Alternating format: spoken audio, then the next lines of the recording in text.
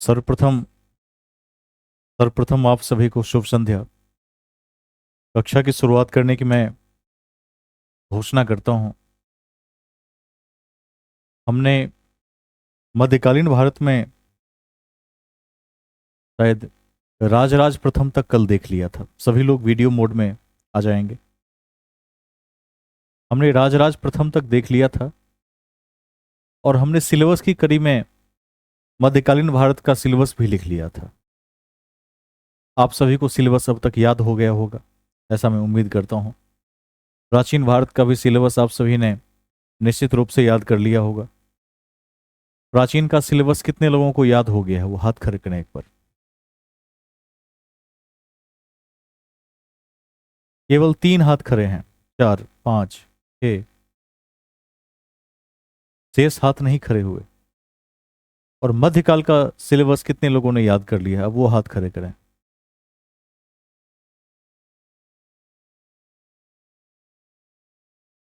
चलिए, आपने सिलेबस याद कर लिया है। सिलेबस इसलिए भी याद करना चाहिए ताकि हमें रूपरेखा का पता हो, हमें यह पता हो कि हमें किस क्षेत्र में प्ले करना है, कहाँ तक खेलना है, बाउंड्री कहाँ तक है। तो बाउंड्री का ज्ञान होना चाहिए। मध्यकाल के सिलेबस में हमने देखा कि मध्यकालीन इतिहास को हम 3 खंड में बांटकर अध्ययन करते हैं, जिसमें पहला है पूर्व मध्यकाल, जो हर्षवर्धन की मृत्यु से लेकर 647 ईस्वी से लेकर और 1206 तक का इतिहास है। उसके बाद हम सल्तनत युग को देखते हैं, जो 12 से 6 ईस्वी से लेकर 1500 इतना तक का इतिहास है। 12 से 6 से कहाँ तक? 26 ईस्वी। और अगला जो इतिहास है वो 26 से कहाँ तक है? 1757 तक का इतिहास है। यानी टोटल मुगल काल उसमें आ जाएगा। दिल्ली सल्तनत और मुगल काल को हम उस कड़ी में देखकर चलते हैं। पूर्व मध्यकाल में मैंने चर्चा किया था कि कन्नौज, जो सामरिक रूप से काफी महत्वपूर्ण था, हर्षवर्धन की मृत्यु के बाद कन्नौज पर अधिकार को लेकर काफी संघर्ष हुए। और उस संघर्ष में पाल, प्रतिहार और राष्ट्रकूट वंशों ने लगभग 200 वर्षों तक संघर्ष किया और अंत में अंतिम रूप से विजय प्रतिहारों की हुई। पाल वंश के संस्थापक गोपाल थे, इसको भी हमने देख लिया है। हमने पाल, प्रतिहार और राष्ट्रकूट वंश के विभिन्न शासकों को देखा था और हम दक्षिण भारत के चोल साम्राज्य में थे। मैंने कहा भी था कि इस कड़ी में कुछ दक्षिण भारतीय राज्य भी आपके लिए महत्वपूर्ण होंगे। चोल में भी हमने राजराज प्रथम तक देख लिया था। ठीक है। बृहदेश्वर का मंदिर आपकी परीक्षा के दृष्टिकोण से उल्लेखनीय था, उसे ध्यान रखेंगे। द्रविड़ शैली की शुरुआत किसके समय में हुई? राजराज प्रथम के समय में हुई। इसको भी परीक्षा के दृष्टिकोण से ध्यान रखेंगे। और कोई बताएंगे कि हर्षवर्धन को किस दक्षिण भारतीय शासक ने पराजित कर दिया था? पुलकेशिन द्वितीय ने। तो यह भी आपकी परीक्षा के दृष्टिकोण से मायने रखता है। हम आगे चलेंगे। आज का हमारा टॉपिक था राजेंद्र प्रथम, जो राजराज का पुत्र है। वहां से क्लास को आगे बढ़ाते हैं।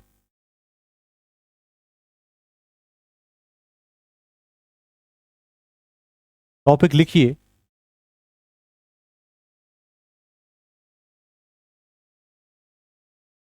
राजेंद्र प्रथम।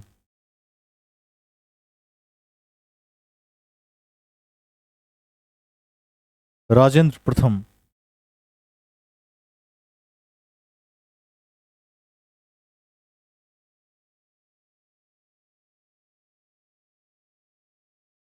ठीक है। अब इनके विषय में भी कुछ बातें उल्लेखनीय है।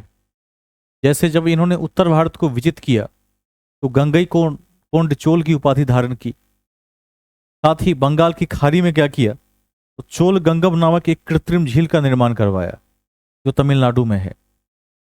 जो काम राजराज प्रथम नहीं कर सके, श्रीलंका को अंतिम रूप से नहीं जीत सके, तो राजराज का शेष कार्य इन्होंने पूरा कर दिया और श्रीलंका को जीतकर अनुराधापुर को अपनी राजधानी बना दी। इन सभी कारणों से इतिहास में राजेंद्र प्रथम को हम जानते हैं। लिखिए फर्स्ट पॉइंट। देखिए, इन्होंने इन्होंने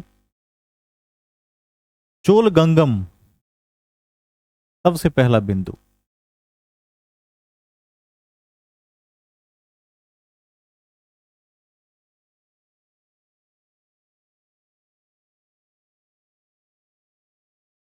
इन्होंने चोलगंगम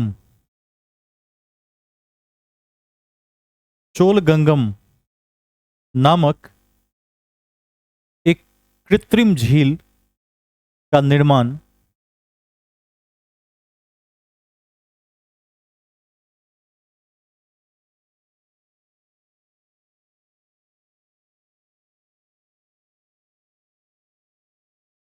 चोलगंगम नामक एक कृत्रिम झील का निर्माण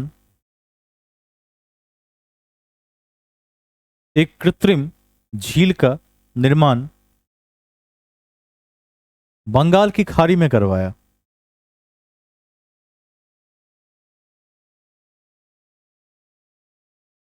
ठीक है, बंगाल की खाड़ी में करवाया, जो तमिलनाडु में है,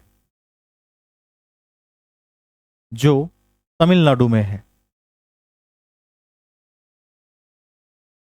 जो तमिलनाडु में है।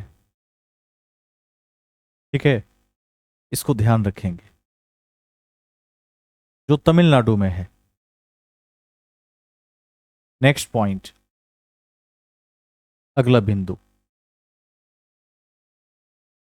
देखिए, इन्होंने पाल वंश के राजा महीपाल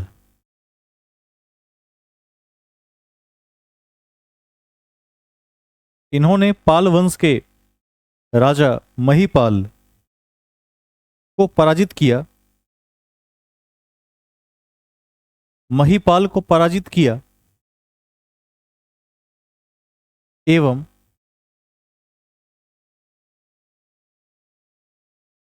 एवं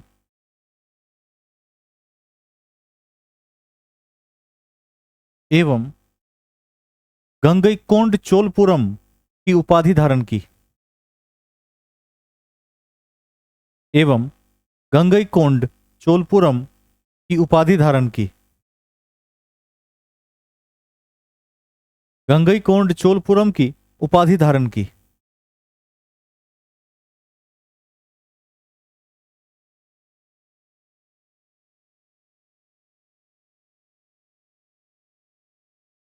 ठीक है, तो ये दो बातें हुई।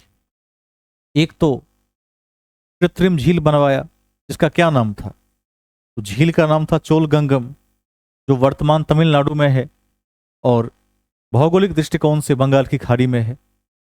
और उसके बाद जो दूसरा पॉइंट महत्वपूर्ण है वह यह है कि पाल वंश के सम्राट महीपाल को परास्त किया, और परास्त करने के बाद क्योंकि गंगा पर विजय प्राप्त की थी, गंगा के क्षेत्रों पर विजय प्राप्त की थी, तो क्या उपाधि धारण की, गंगईकोंड की उपाधि। इसको ध्यान रखिएगा। अब जैसे कि चर्चा की कड़ी में मैंने बताया कि जो काम राजराज प्रथम नहीं कर सके, उस काम को उनके पुत्र राजेंद्र प्रथम ने कर दिखाया। और क्या कर दिखाया, तो श्रीलंका पर विजय, और श्रीलंका पर विजय प्राप्त करने के साथ अनुराधापुर को अपनी राजधानी बनाई। इस पॉइंट को भी लिख दीजिए। लिखिए, इन्होंने इन्होंने संपूर्ण श्रीलंका पर विजय प्राप्त किया,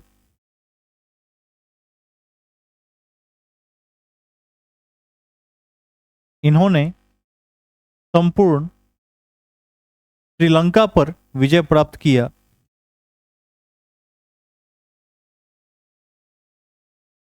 संपूर्ण श्रीलंका पर विजय प्राप्त किया एवं एवं अनुराधापुर को राजधानी बनाई।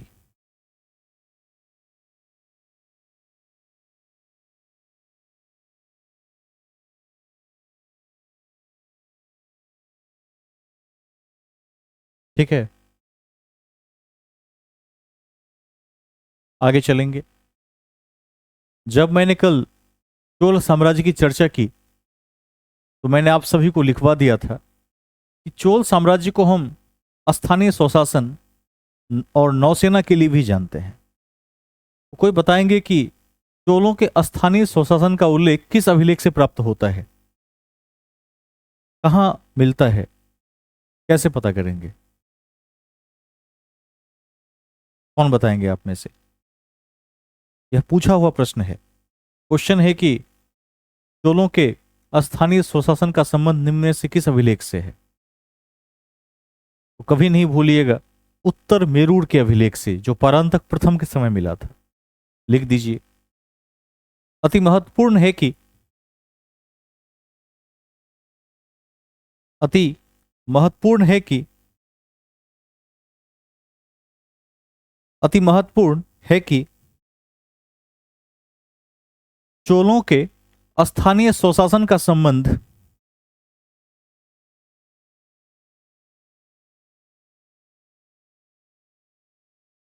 चोलों के स्थानीय स्वशासन का संबंध स्थानीय स्वशासन का संबंध परांतक प्रथम के उत्तर मेरूर अभिलेख से प्राप्त होता है। 2-3 टिक लगा दीजिए, बहुत पूछा हुआ प्रश्न है।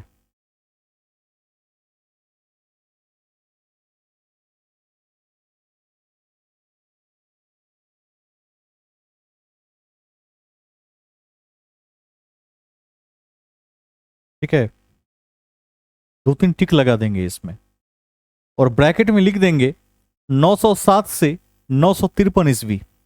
ये परांतक वन का काल है। 907 से 953 ईस्वी, ध्यान रखिएगा इसे। उत्तर मेरूर अभिलेख से पहली बार यह पता चला कि चोलों का स्थानीय स्वशासन काफी उत्तम कोटि का था। 907 से लेकर 953 ईस्वी, इसको ध्यान रखेंगे। और यह अभिलेख कहां पर है? उत्तर मेरूर का अभिलेख तमिलनाडु में है। कहीं मेंशन कर दीजिए वहीं ब्रैकेट में, तमिलनाडु।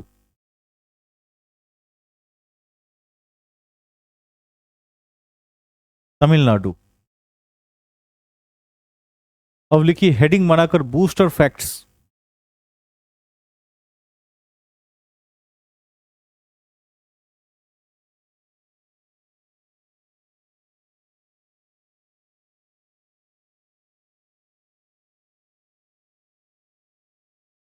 Booster facts.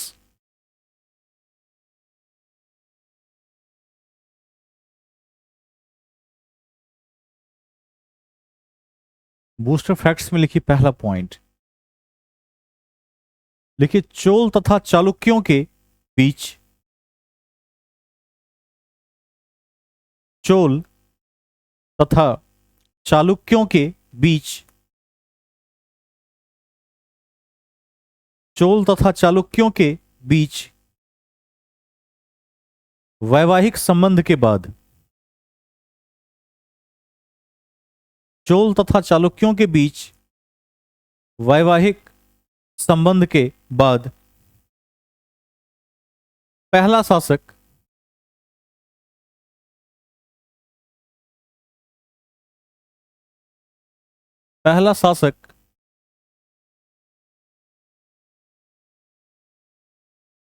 कुलोतुंग प्रथम बना। पहला शासक कुलोतुंग प्रथम बना। कुलोतुंग प्रथम बना जिसने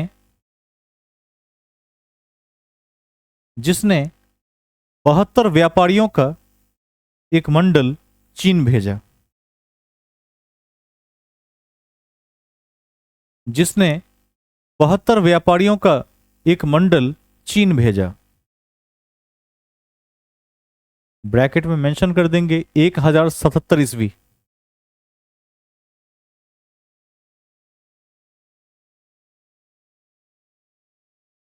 चीन भेजा 1077 ईस्वी। ठीक है, आगे चलते हैं। इन पॉइंट्स को विशेष रूप से याद रखेंगे। जब भी इतिहास में कोई ऐसा कदम उठाया गया हो जो वैदेशिक संबंध को मजबूत करता हो, व्यापारिक संबंध को मजबूत करता हो, तो वे सभी हमारी आने वाली परीक्षा के दृष्टिकोण से महत्वपूर्ण होते हैं। और जब आप अधिक से अधिक टेस्ट सीरीज लगाएंगे तो आपको इन सभी प्रश्नों से दो चार होना पड़ेगा। आगे चलते हैं।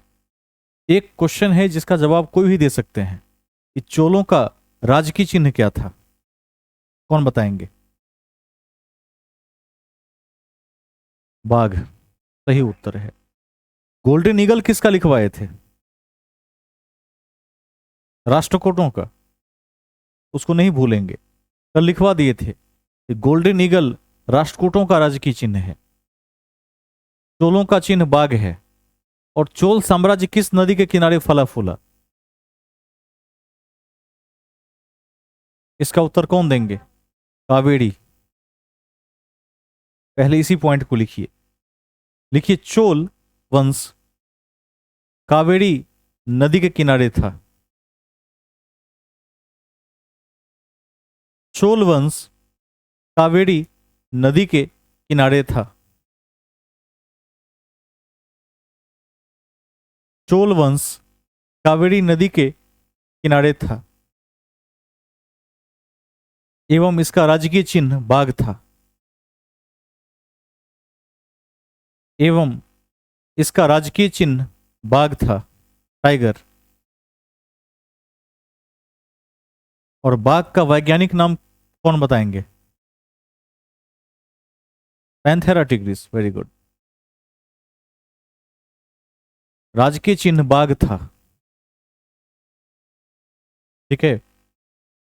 अब जब राजकीय चिन्ह लिख ही लिया तो पल्लवों का भी लिख लीजिए। पल्लवों का राजकीय चिन्ह क्या था?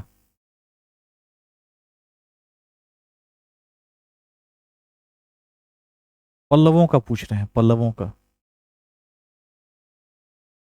पल्लवों का क्या था? और मछली किसका था ये? क्या था?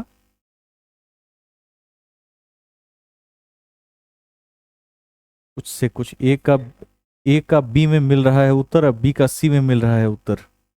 ठीक है। धनुष किसका था?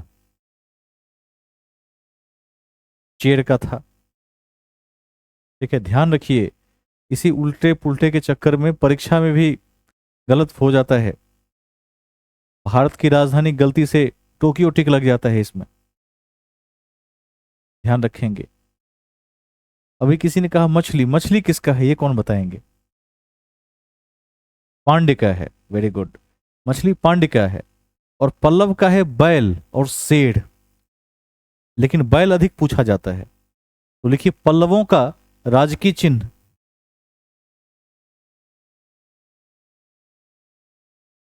नंदी बैल एवं शेर है। था कर दीजिएगा। नंदी बैल एवं शेर था। पल्लवों का राजकीय चिन्ह नंदी बैल एवं शेर था।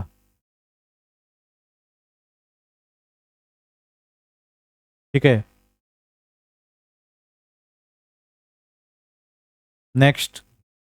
पांड्यों का पांड्यों का राजकीय चिन्ह मछली था। पांड्यों का राजकीय चिन्ह मछली था।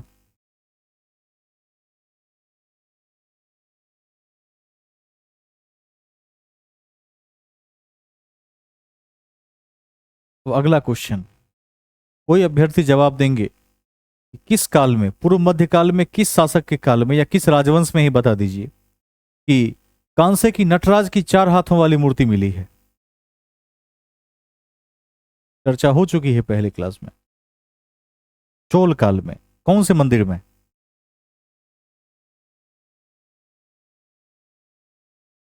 बृहदेश्वर के मंदिर में, वेरी गुड। तो लिख दीजिए चोल काल में, चोल काल में कांसे की नटराज की प्रतिमा मिली है। चोल काल में कांसे की नटराज की प्रतिमा मिली है जिसमें चार हाथ थे।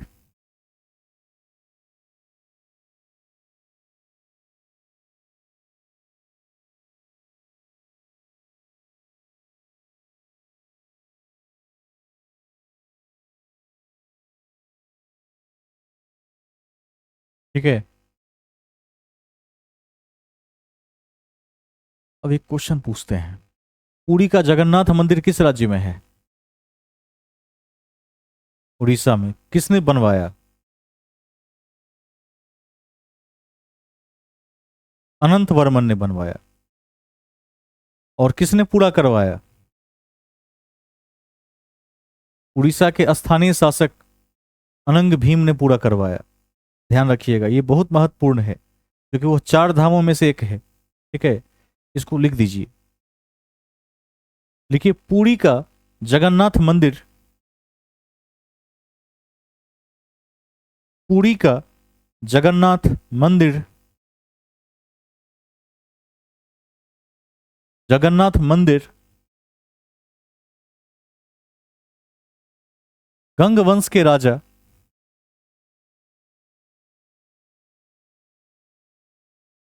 गंग वंश के राजा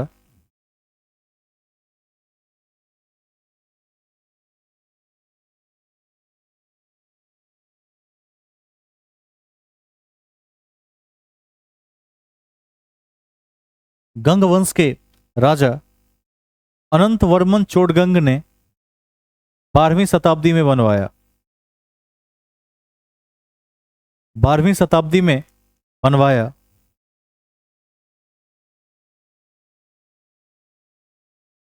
12वीं शताब्दी में बनवाया, जबकि इस मंदिर को पूरा करने का श्रेय, जबकि इस मंदिर को पूरा करने का श्रेय इस मंदिर को पूरा करने का श्रेय किसको जाता है? उड़ीसा के स्थानीय शासक अनंग भीमदेव को जाता है।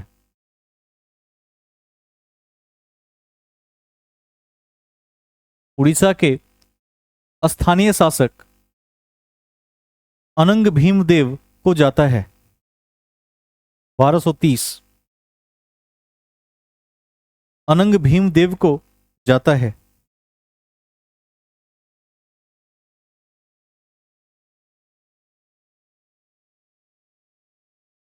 ध्यान रखिएगा। अब इस कड़ी में एक और भी मंदिर है जो अत्यंत महत्वपूर्ण है, कोणार्क का सूर्य मंदिर। कोणार्क का सूर्य मंदिर कहां पर है? यह भी उड़ीसा में है। और इस मंदिर को किसने बनवाया? वेरी गुड, नरसिंह प्रथम ने बनवाया। लेकिन यह भी ध्यान रखेंगे, इस मंदिर में पूजा उपासना नहीं होती है। इसको लिख दीजिए। देखिए, कोणार्क का सूर्य मंदिर, कोणार्क का सूर्य मंदिर पूर्वी गंग वंश के राजा, पूर्वी गंग वंश के राजा, कोणार्क का सूर्य मंदिर पूर्वी गंग वंश के राजा नरसिंह प्रथम ने बनवाया। नरसिंह प्रथम ने बनवाया। ठीक है, नरसिंह प्रथम ने बनवाया। इसमें सूर्य की पूजा नहीं होती है।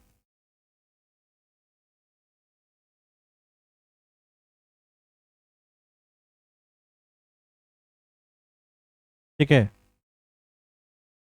अब इस कड़ी में एक और सूर्य मंदिर है जो ध्यान रखने के योग्य है आपके परीक्षा के दृष्टिकोण से। मार्तंड सूर्य मंदिर, यह कहां पर है?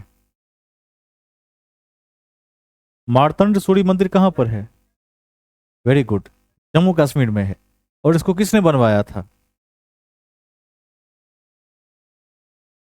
लिख लीजिए, पूछ सकता है ये क्वेश्चन। लिखिए, मार्तंड सूर्य मंदिर, मार्तंड सूर्य मंदिर का निर्माण निर्माण जम्मू कश्मीर के अनंतनाग जिले में किया गया है। जम्मू कश्मीर के अनंतनाग जिले में किया गया है। अनंतनाग जिले में किया गया है। ब्रैकेट में 8वीं सदी।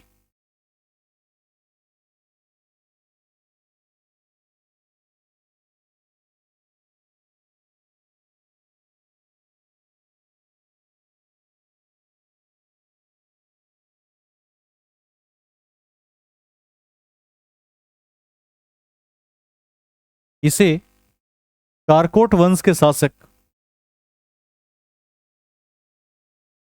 इसे कारकोट वंश के शासक ललितादित्य मुक्तापीड ने बनवाया।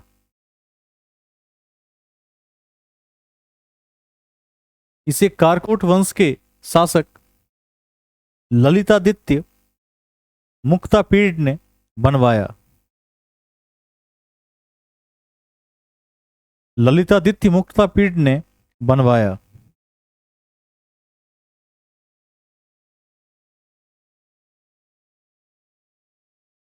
ठीक है।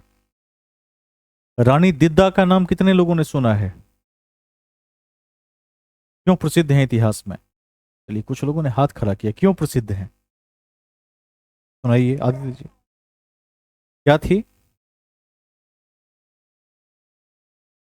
Very good. ये महिला शासिका के रूप में विख्यात है, इसको ध्यान रखिएगा, पूछ सकता है। और जम्मू कश्मीर की ही शासिका थी। लिख दीजिए, लिखिए रानी दिद्दा, द हर्षिकार द संयुक्त आकार। रानी दिद्दा पूर्व मध्यकाल के समय में रानी दिद्दा पूर्व मध्यकाल के समय में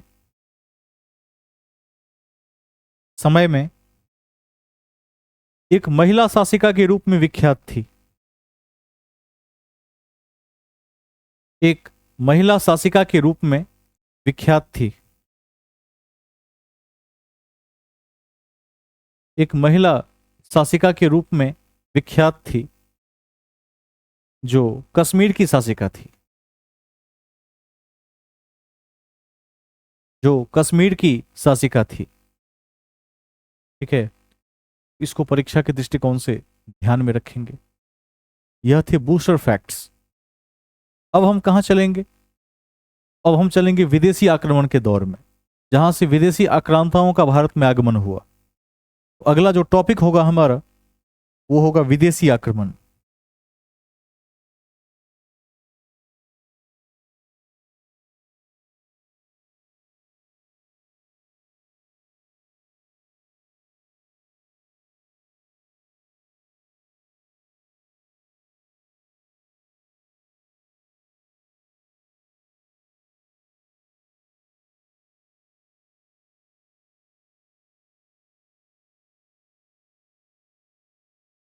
विदेशी आक्रमण।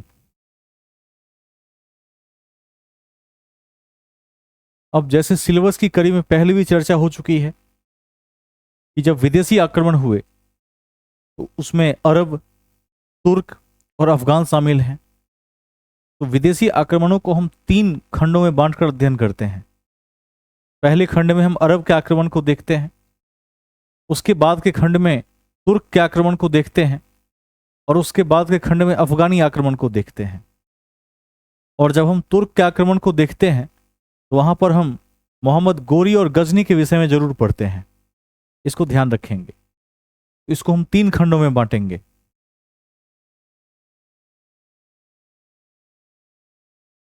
पहला होगा अरब,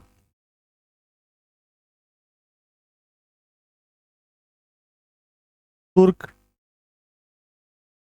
और तीसरा अफगान।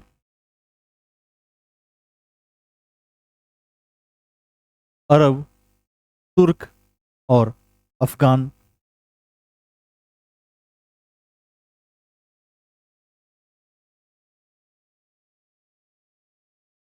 गजनी और मोहम्मद गोरी,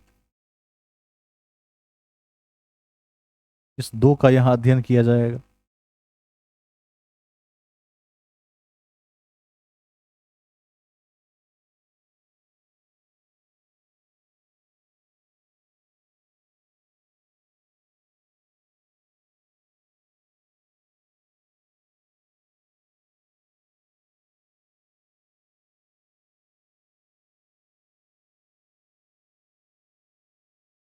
आगे चलते हैं।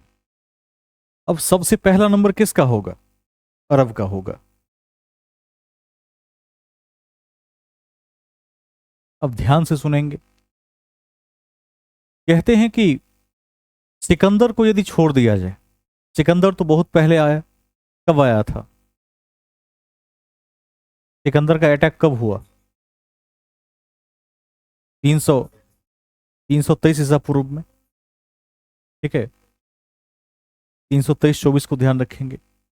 जब सिकंदर का अटैक हुआ, यदि उसको छोड़ दिया जाए, उसके बाद के जो भी शासक हुए वो कहीं ना कहीं भारतीय शासक हुए, और बीच में कुछ विदेशी शासक भी आए, लेकिन उनका प्रभाव आंशिक था।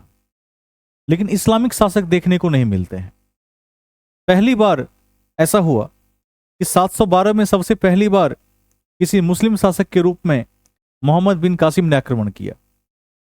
और हम उस अखंड भारत की चर्चा करेंगे अभी, जिसमें अफगानिस्तान के सिंध प्रांत तक शामिल थे।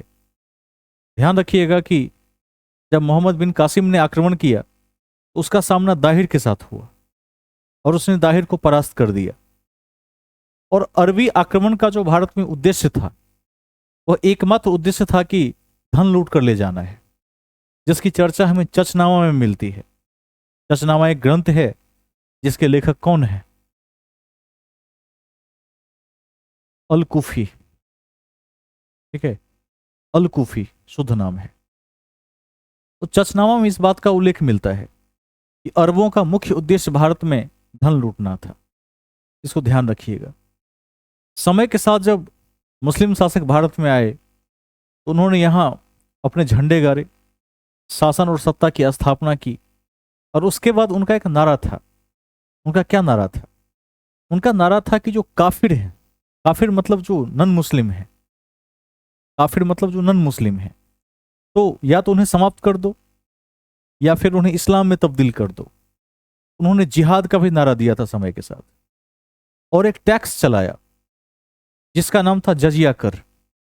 जजिया एक विभेदकारी कर थी जो नन मुस्लिम पर लागू किया जाता था। अब जजिया क्यों लागू करते थे, ये आप में से कौन बताएंगे?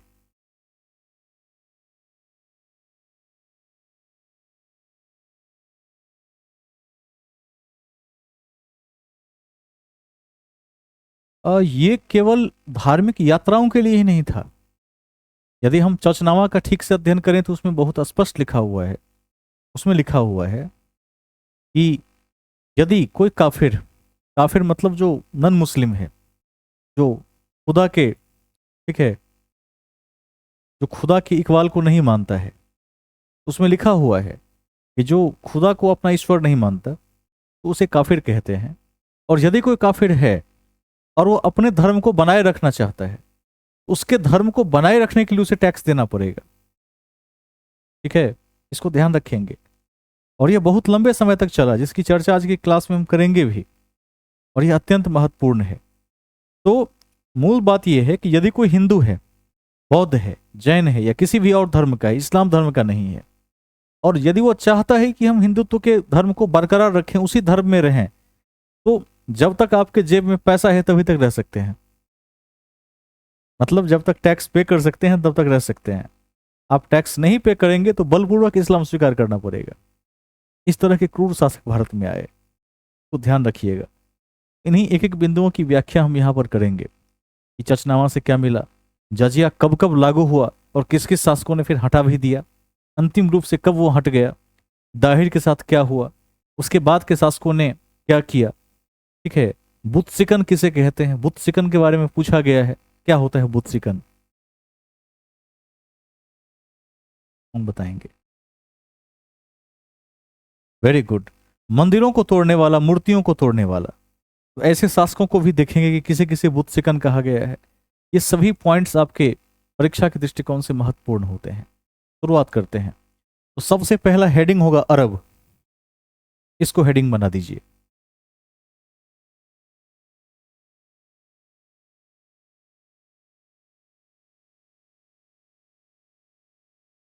ठीक है, इसमें लिखिए पहला पॉइंट। देखिए, विदेशी आक्रमण में सबसे पहले विदेशी आक्रमण में सबसे पहले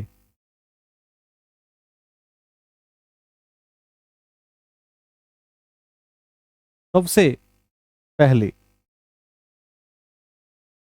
मोहम्मद बिन कासिम मोहम्मद बिन कासिम के नेतृत्व में मोहम्मद बिन कासिम के नेतृत्व में 712 ईस्वी में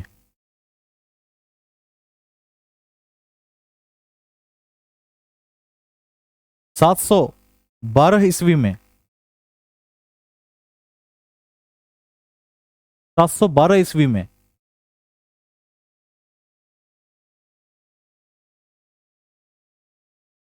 सिंध के शासक दाहिर को पराजित किया गया।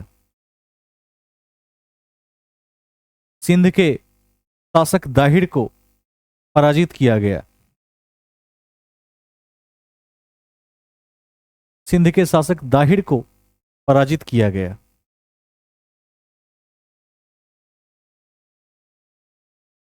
ठीक है, ध्यान रख लीजिएगा कि सब कुछ लूट कर ले गए, उसके परिवार के लोगों को भी लूट कर लेकर चले गए और सारा धन लूट कर लेकर चले गए। इसे इतिहास में अरोड़ का युद्ध भी कहते हैं, इसको भी लिख दीजिए। देखिए, इसे इतिहास में अरोड़ का युद्ध कहा जाता है।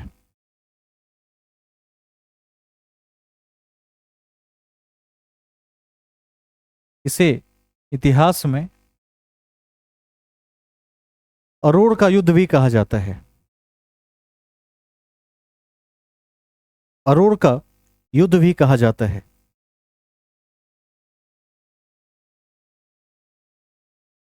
ठीक है, आगे चलेंगे। लिखिए, अरबों का मुख्य उद्देश्य, अरब आक्रमण का लिख दीजिएगा। अरब आक्रमण का मुख्य उद्देश्य धन लूटना था। अरब आक्रमण का मुख्य उद्देश्य धन लूटना था।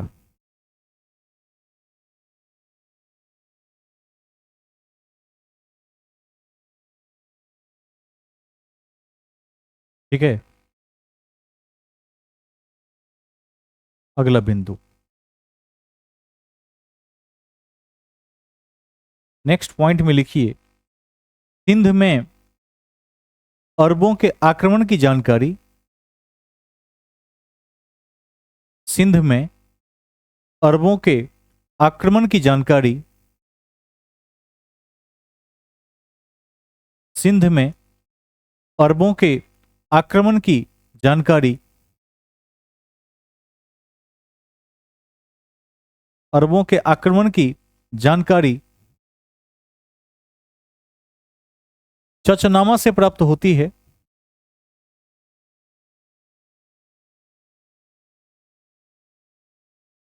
जिसे अल-कुफी ने लिखा, जिसे अल-कुफी ने लिखा।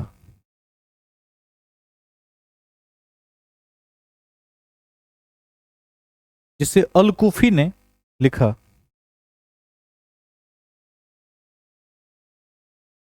ठीक है, अल-कुफी ने लिखा।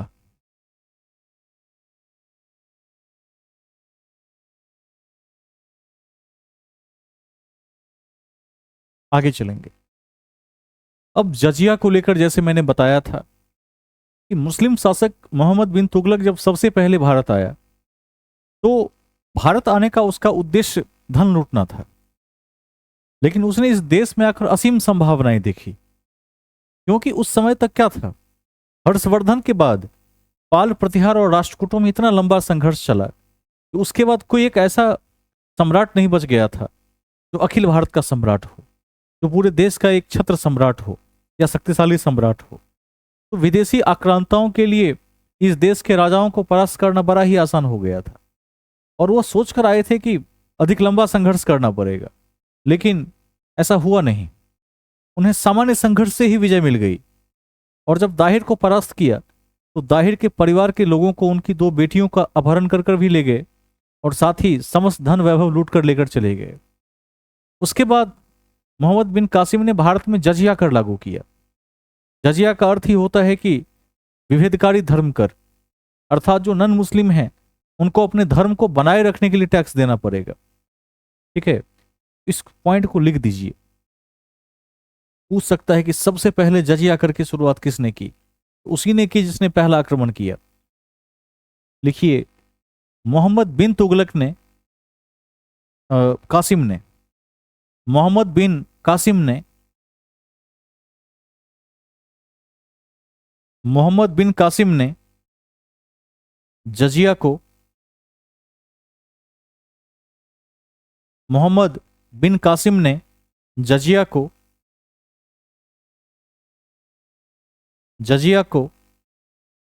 सिंध क्षेत्र में लागू किया। सिंध क्षेत्र में लागू किया। ठीक है, सिंध क्षेत्र में लागू किया।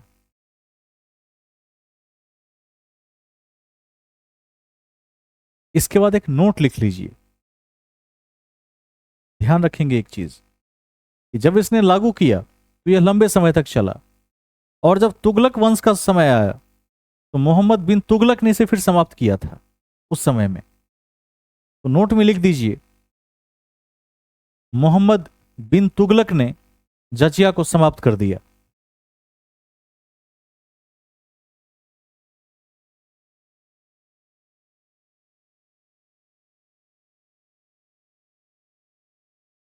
ठीक है, कई बार जजिया लगा। अब ध्यान रखिएगा कि मोहम्मद बिन कासिम ने लगाया था, फिरोज तुगलक ने हटाया था। ठीक है, आगे चलते हैं। सॉरी, मोहम्मद बिन तुगलक ने हटाया था। आगे चलते हैं। अब एक नोट फिर से लिख दीजिए। लिखिए, फिरोज तुगलक ने, फिरोज शाह तुगलक कर देंगे, फिरोज शाह तुगलक ने जजिया को पुनः लागू कर दिया।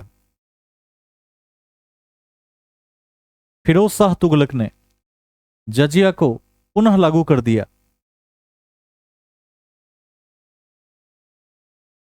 पुनः लागू कर दिया। ध्यान रखेंगे कि जो बाद के सम्राट आए, ठीक है, तुगलक वंश के सम्राट, उन्होंने यह देखा कि यह सिर्फ एक विभेदकारी टैक्स ही नहीं है बल्कि एक अच्छा राजस्व का स्रोत भी है। तो अब क्या लगने लगा, इतनी बड़ी आबादी से जो नन मुस्लिम आबादी है उससे काफी बड़ा टैक्स आ रहा है भारत में, क्यों न इसे असूला जाए, और इस नाम पर डरा कर असूला जाए कि नहीं असूल दोगे तो फिर क्या होगा, दूसरा धर्म स्वीकार करना पड़ेगा। तो अब क्या हुआ, यह एक तरह से देखा जाए तो डर के मारे टैक्स देने की बात हो गई कि भय दिखाकर टैक्स वसूलना। तो भय दिखाकर अब टैक्स वसूला जाने लगा। अब इसको फिर किसने हटाया? फिरोज शाह तुगलक के बाद इसे अकबर ने हटाया। Very good. अगले नोट में लिख दीजिए, अकबर ने जजिया कर को हटा दिया।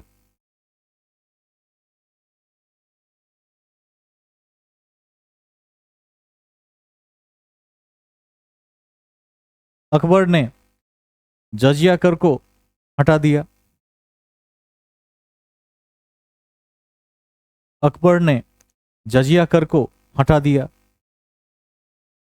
और फिर ध्यान रखेंगे, और कुछ ही दिन फिर हटा रहा। जिस समय अकबर ने हटाया उस समय भी जो अकबर के राजकीय सभासद थे, मंत्रीगण थे, वित्त मंत्री थे, उन्होंने इसका विरोध किया। कहा कि आप यह हटाकर ठीक नहीं कर रहे हैं, इससे राजस्व की गंभीर क्षति होगी। फिर भी अकबर ने उदारता दिखलाते हुए हटा दिया, क्योंकि अकबर ने एक ऐसे धर्म की स्थापना की थी, दीन इलाही, जो निश्चित रूप से सभी धर्मों को समभाव से देखता था। तो अकबर एक तरफ इलाही भी लागू करता और एक तरफ जजिया कर भी लेता, तो दोनों साथ साथ संभव नहीं थे। उसने हटा दिया। लेकिन उसी में कुछ आगे जाकर फिर औरंगजेब ने इसको लागू कर दिया। फिर नोट लिख दीजिए। देखिए, औरंगजेब ने पुनः जजिया कर लागू किया।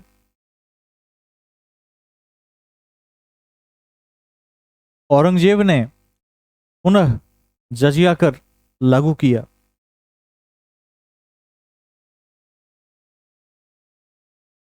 पुनः जजिया कर औरंगजेब ने पुनः जजिया कर लागू किया। अब किसने हटाया? इसके बाद किसने हटाया? मोहम्मद शाह रंगीला। तो रंगीला बादशाह ने हटा दिया उसके बाद। ठीक है, मोहम्मद शाह। अब अगले नोट में लिख दीजिए, अंततः मोहम्मद शाह रंगीला ने इसे पूर्ण रूपेण हटा दिया। अंततः मोहम्मद शाह रंगीला ने इसे पूर्ण रूपेण हटा दिया। पूर्ण रूपेण हटा दिया। ठीक है, क्यों हटा दिया? क्योंकि वो लगाने की स्थिति में नहीं था, जर्जर हो चुका था। और उस समय आप जानते हैं कि ब्रिटिश के आगमन के साथ ही मुगल की स्थिति बड़ी कमजोर हो चुकी थी। और मुगल की स्थिति इतनी खराब थी कि जो मुगल वंश के राजा थे, भोजन कैसे करें इसके लिए बहुत गुनाह करना पड़ता था। औरंगजेब के समय में ही स्थिति काफी खराब हो गई थी, क्योंकि मराठों के साथ संघर्ष करते करते औरंगजेब ने लगभग 40 करोड़ रुपए खर्च कर दिए एक प्रांत में। हालत यह थी कि बंगाल के सूबेदार जो के माध्यम से जो 12 लाख रुपए साल के प्राप्त होते थे, उससे औरंगजेब भोजन किया करता था। ये स्थिति आ गई थी उस समय, जर्जर हालत में आ चुकी थी मुगल की स्थिति। आगे चलकर और खराब हुई। और आगे चलकर तो ऐसे ऐसे शासक हुए जिन्होंने 3,000 रुपये में संपूर्ण भारत में अंग्रेजों को व्यापार करने का लाइसेंस बेच दिया, क्योंकि वो बीमार रहा करता था वो शासक। उसके पास दवा कराने तक का पैसा नहीं बचता था, तो 3,000 में ही देश बेच दिया उसने और छुट्टी ले ली। इसको भी ध्यान रखिएगा। और यदि कभी आपसे पूछा जाए कि ब्राह्मणों पर जजिया किसने लागू किया, तो उसका भी उत्तर फिरोज शाह तुगलक ही होगा। वहां चाहे तो आप इसको मेंशन कर सकते हैं, लिख दीजिए, ब्राह्मण शब्द को इंगित कर देंगे।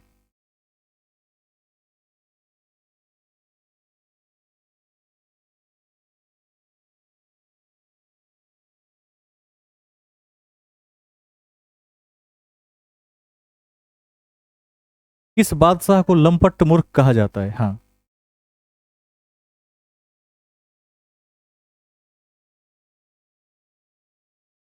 ठीक है। हाँ, एक क्वेश्चन कोई पूछ रहे हैं।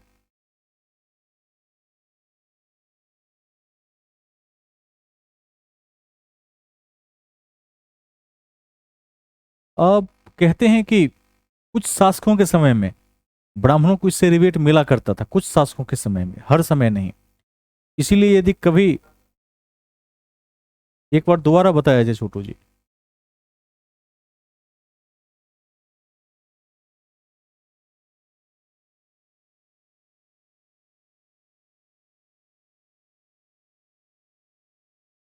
कई बार ऐसा हुआ कुछ शासकों के समय में ब्राह्मणों को रिबेट मिला है, लेकिन वो कुछ खास कारणों से मिलता था। लेकिन फिरोज शाह तुगलक के समय में ब्राह्मण भी बच नहीं पाए थे। ठीक है, इसको यदि पूछा जाए तो लिख देंगे। आगे चलते हैं। अब आगे लिख दीजिए नीचे, नोट के नीचे लिखिए, जजिया एक विभेदकारी धार्मिक कर था। जजिया एक विभेदकारी धार्मिक कर था। एक विभेदकारी धार्मिक कर था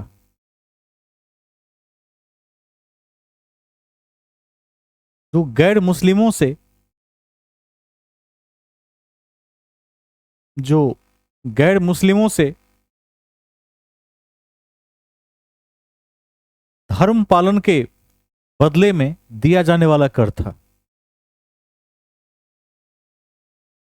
जो गैर मुस्लिमों से धर्म पालन के बदले दिया जाने वाला कर था।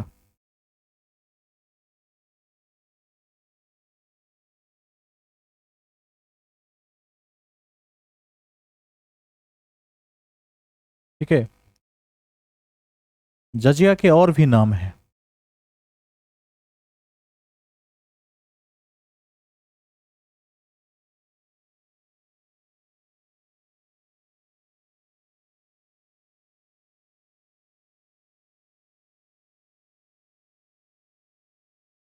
देखिए, जजिया को सिड़कर या जनकर भी कहा जाता था। जजिया को सिड़कर या जनकर भी कहा जाता था। कहा जाता था।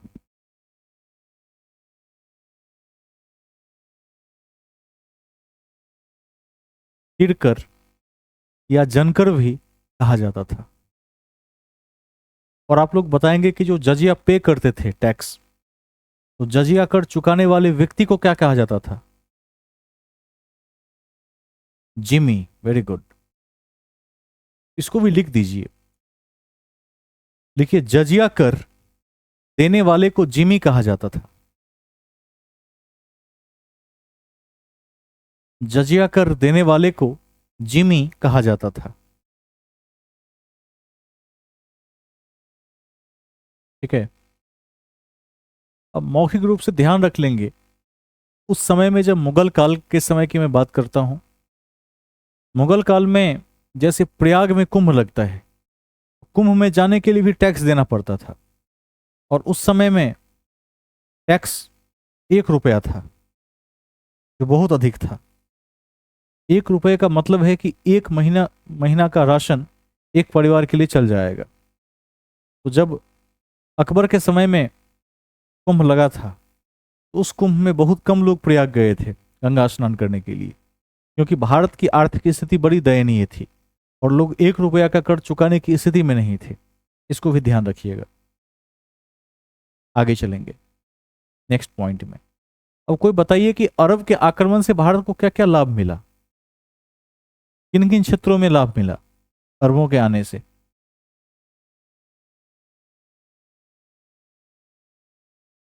ज्योतिष शास्त्र में और चिकित्सा शास्त्र में भी लाभ मिला। इस दोनों पॉइंट को लिख लीजिए। लिखिए, अरबों के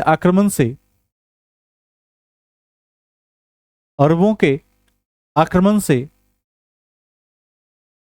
ज्योतिष शास्त्र एवं चिकित्सा शास्त्र में लाभ मिला।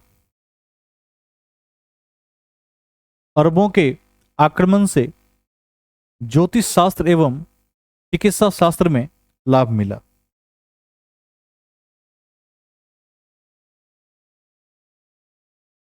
लाभ मिला।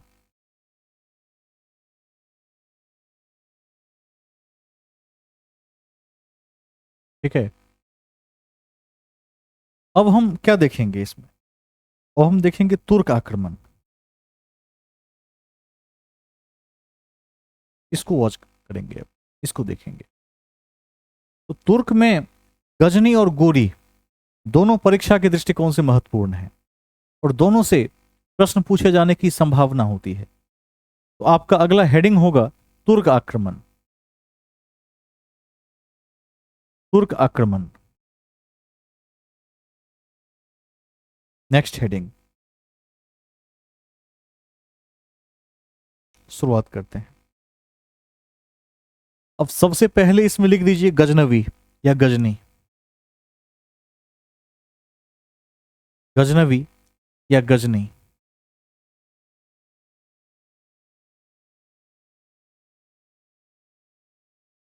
लिखिए, यह तुर्कों का वंश था। यह तुर्कों का वंश था।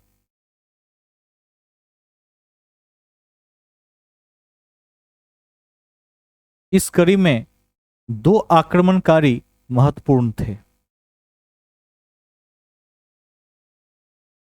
इस कड़ी में दो आक्रमणकारी महत्वपूर्ण थे।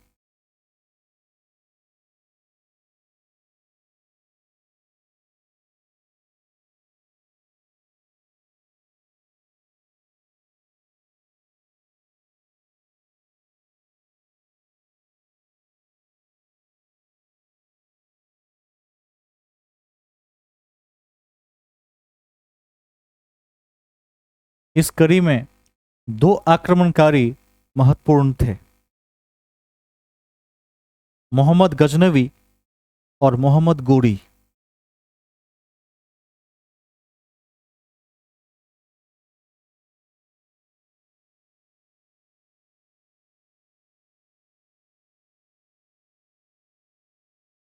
ठीक है, अब सबसे पहले हम गजनवी की चर्चा करेंगे।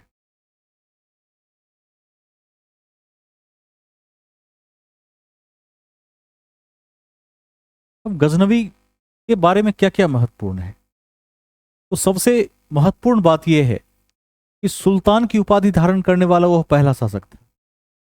अब देखिए, पहले सम्राट हैं, राजा हैं, जो प्राचीन भारत के शब्द हैं, विक्रमादित्य हैं, इस तरह की उपाधियां हैं। ठीक है, सकल उत्तरापथ स्वामी है। अब उपाधियां कैसी हो गई हैं? सुल्तान की उपाधि है। ठीक है, बुत शिकन कहा गया है। तो अब सभी क्या होगा, कहीं ना कहीं वैदेशिक भाषाओं से प्रेरित शब्द होंगे। तो सबसे पहले इस शासक ने सुल्तान की उपाधि धारण की। और मोहम्मद गजनवी का उद्देश्य भी भारत में धन लूटना ही था, जो उसके आक्रमण का मुख्य उद्देश्य था। और इसे मंदिरों और मूर्तियों को तोड़ने वाला कहा गया है। इसने कई आक्रमण किए, इसके कारण इसे बुत शिकन भी कहा जाता है। यह तीन बातें अति उल्लेखनीय हैं। देखिए फर्स्ट पॉइंट, देखिए मोहम्मद गजनवी सुल्तान की उपाधि प्राप्त करने वाला पहला शासक था। मोहम्मद गजनवी सुल्तान की उपाधि प्राप्त करने वाला पहला शासक था। सुल्तान की उपाधि प्राप्त करने वाला पहला शासक था। पहला शासक था।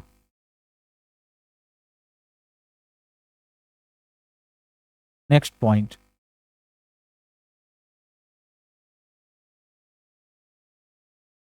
देखिए भारत में इसके आक्रमण का मुख्य उद्देश्य धन लूटना था। भारत में इसके आक्रमण का मुख्य उद्देश्य धन लूटना था।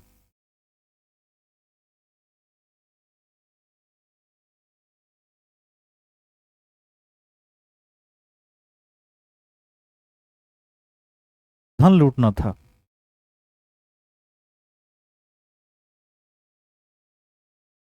ठीक है,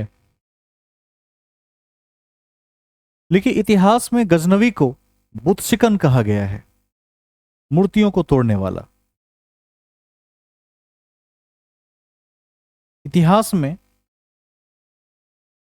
गजनवी को बुत शिकन कहा गया है, अर्थात मूर्तियों को तोड़ने वाला।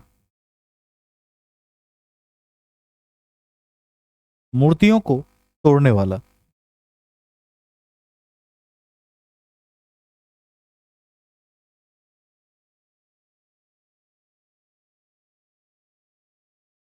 ठीक है, नेक्स्ट पॉइंट, लिखिए मोहम्मद गजनवी ने कई उल्लेखनीय आक्रमण किए हैं। मोहम्मद गजनवी ने कई उल्लेखनीय आक्रमण किए हैं। कई उल्लेखनीय आक्रमण किए हैं, जैसे जैसे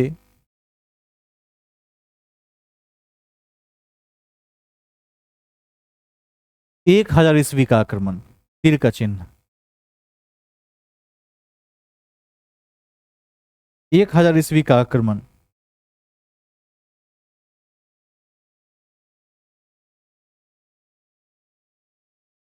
1000 ईस्वी का आक्रमण।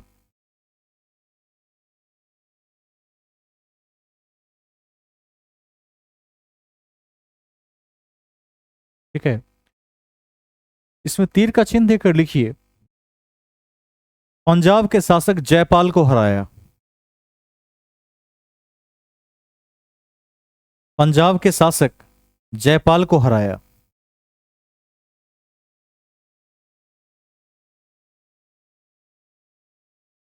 जयपाल को हराया।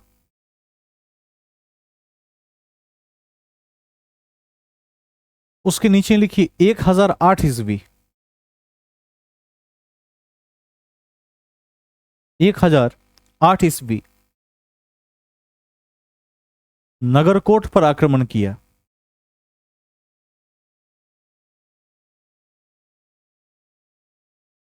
नगरकोट पर आक्रमण किया।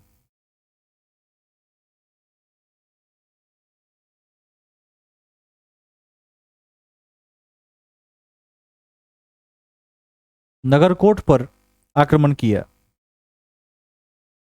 इसको 1011 कर दीजिए, 8 को काट के 11 बना दीजिए। 1011 नगरकोट पर आक्रमण किया। नेक्स्ट 1013। 1013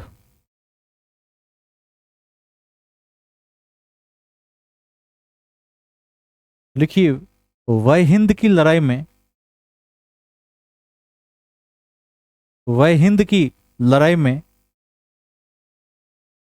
आनंदपाल को हराया। वह हिंद की लड़ाई में आनंदपाल को हराया।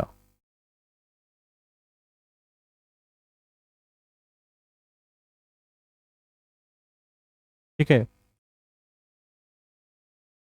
1015 ईस्वी उसके बाद 1015 ईस्वी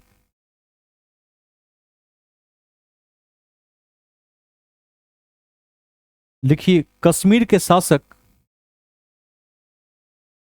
संग्राम राज पर आक्रमण किया। कश्मीर के शासक संग्राम राज पर आक्रमण किया।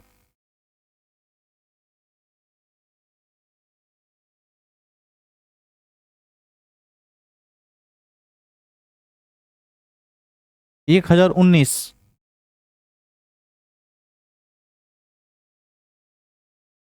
1019 लिखिए मथुरा पर आक्रमण किया। मथुरा पर आक्रमण किया एवं चंद्रपाल सहित कई राजाओं को हराया। मथुरा पर आक्रमण किया एवं चंद्रपाल सहित कई राजाओं को हराया।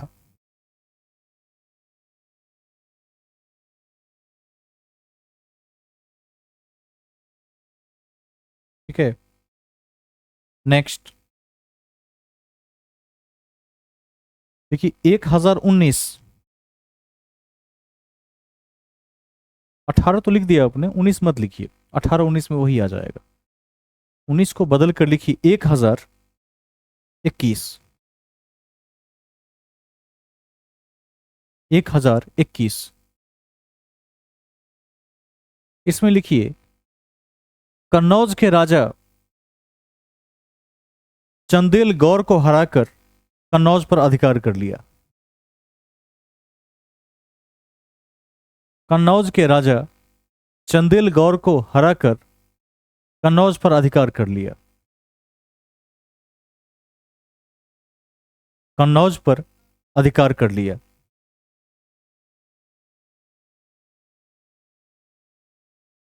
कन्नौज पर अधिकार कर लिया। ठीक है। 1023 ग्वालियर पर अधिकार कर लिया। 1023 ग्वालियर पर अधिकार कर लिया।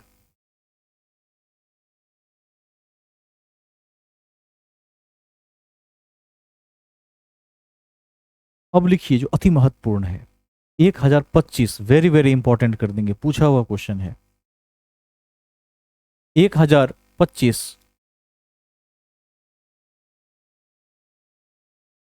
लिखिए सोमनाथ मंदिर पर आक्रमण किया। सोमनाथ मंदिर पर आक्रमण किया और जमा धन को लूट लिया। वहां का शासक कौन था उस समय?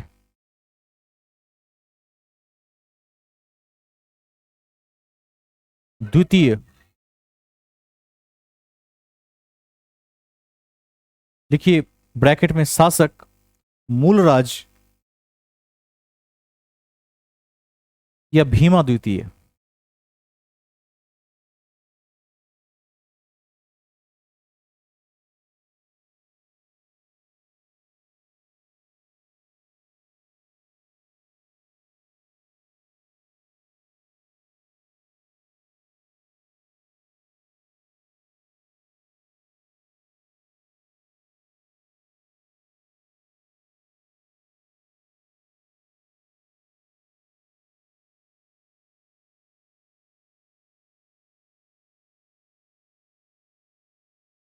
भीमा द्वितीय।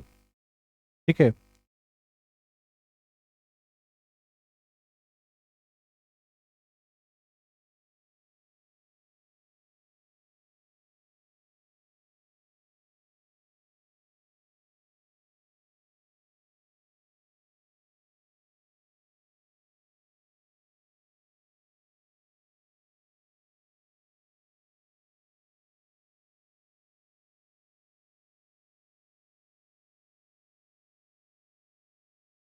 आगे चलते हैं। देखिए 1027, इसके बाद 1027 जाटों के खिलाफ आक्रमण।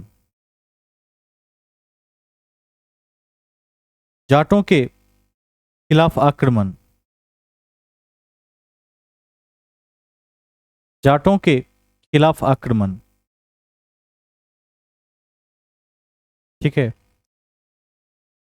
आक्रमण। 1030 उसकी मृत्यु हो गई।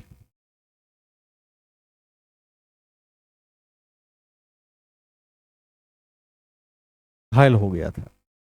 तो 1030 में लिख दीजिएगा उसकी मृत्यु हो गई।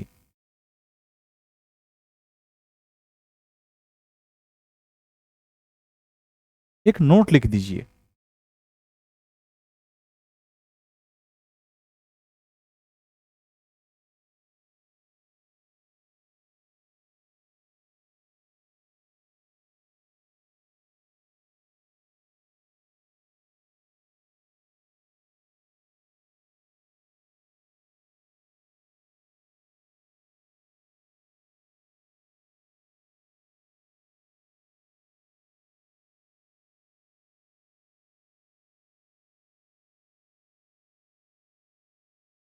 लिखिए मोहम्मद गजनवी के खिलाफ, मोहम्मद गजनवी के खिलाफ हिंदू शाही वंश के शासक जयपाल ने गठबंधन बनाया। हिंदू शाही वंश के शासक जयपाल ने गठबंधन बनाया। गठबंधन बनाया।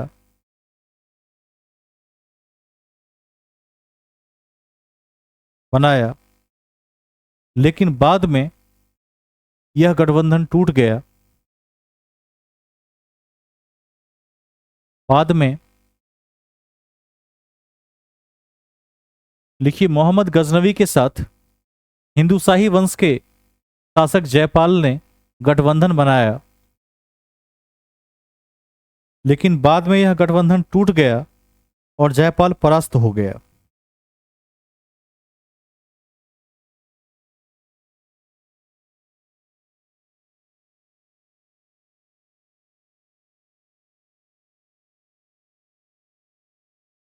ठीक है। गठबंधन भी टूट गया और हार गया। नेक्स्ट पॉइंट देखिए मोहम्मद गजनवी अपने साथ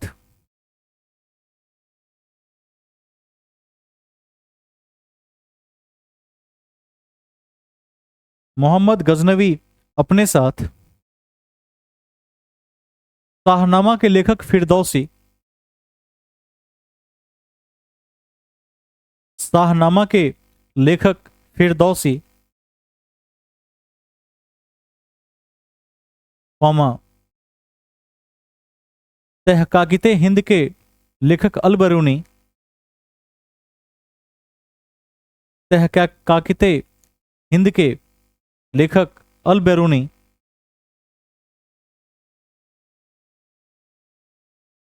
कौमा तारीख ए आमिनी के लेखक कुतबी,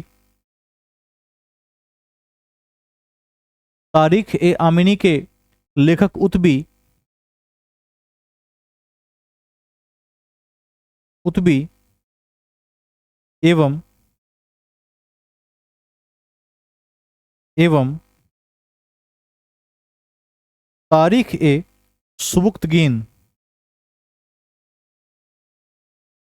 तारीख ए सुबुक्तगीन के लेखक बैहाकी,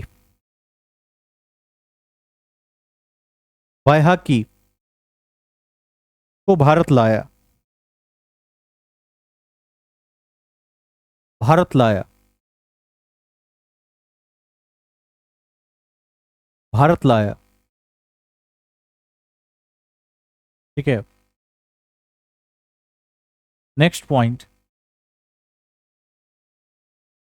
अल बैरूनी पहला मुसलमान था जिसने पुराणों का अध्ययन किया। अल बैरूनी पहला मुसलमान था जिसने पुराणों का अध्ययन किया,